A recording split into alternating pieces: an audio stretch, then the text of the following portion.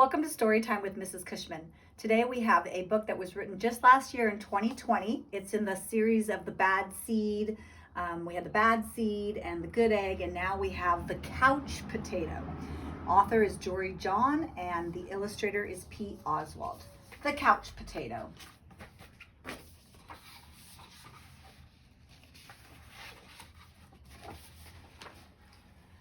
I am a potato. Not a small potato like my brother, not a sweet potato like my mother, not a mashed potato like my Uncle Stu. I am a couch potato. Oh yeah, it's true. My favorite place to slouch is on the couch. I spend all my free time sitting in this exact spot. Why would I ever leave this comfy, cozy couch? It's got everything a potato could need. See, I have this, and this, and this, and one of these, and those, and this, and that, and these. Oh, and this. Check it out. This button activates a gadget that fetches me snacks whenever I want. Bam! I'm impressed. And I don't have to move an inch. Much easier than going to the kitchen. If the most important thing in life is to be comfortable at all times, then I think I've got it all figured out. But wait, there's more. I haven't revealed the absolute best part about my whole setup.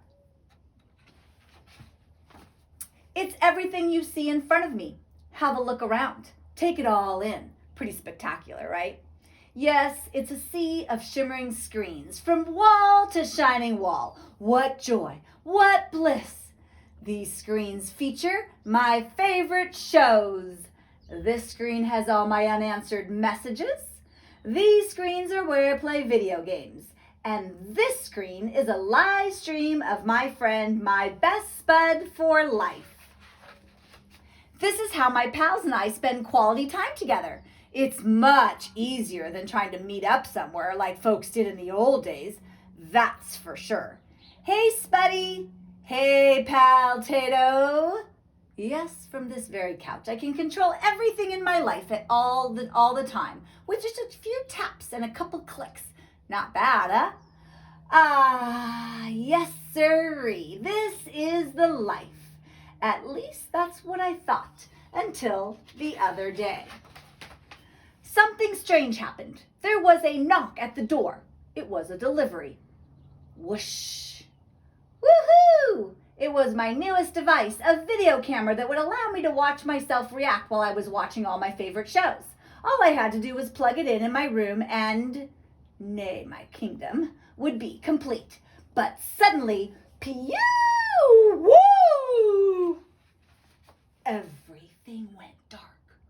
Look out! Coming through! Whoops! Oof! Ow! Whomp! I made it to the window. I pulled back the curtains. The sun seemed brighter than I remembered. There was nothing better to do, so I decided to take my dog Tater for a walk. Outside. It had been a while. Everything was so vivid, like a high-resolution 156-inch curved screen, but even more realistic. Something smelled fresh. After a few moments, I realized that it was the air.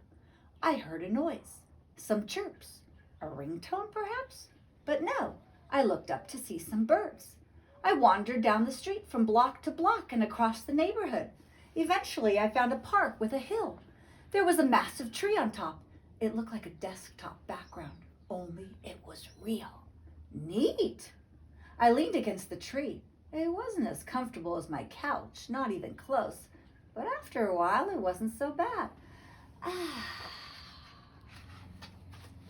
Any worries about the power outage and what I might be missing drifted away.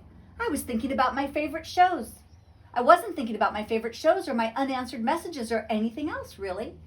I noticed the stillness, the view, the sky, the clouds, the sunset, and those colors. My goodness. It took a while because there was no fast forward option, but eventually the sun sank below the horizon. By the time I got home, the power was back on. I sat on the couch. Whew! I hit the button to brush my teeth.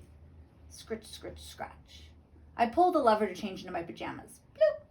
I turned the knob to watch a bedtime story. Then I noticed my reflection in one of the screens. I wondered how much of my life I had spent in that very spot. It was then and there that I made the decision to peel myself off the couch a bit more often, maybe every day even. And so that's what I've done. I've started hanging out with my friends, my best buddies, outside. We've started biking and hiking and swimming and hiding and seeking. Sometimes we have snacks and play board games. Sometimes we talk all day. We might watch the clouds. There's no big plan. We just see what happens. It makes me wonder, what if I don't always need to be totally comfortable? What if I'm happier when I have a better balance between gadgets and the world outside? Because it turns out that I'm more than just a couch potato.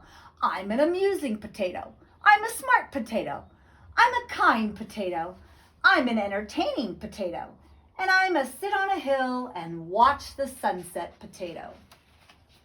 Yes, there's a great big world out there, and I want to be part of it in person.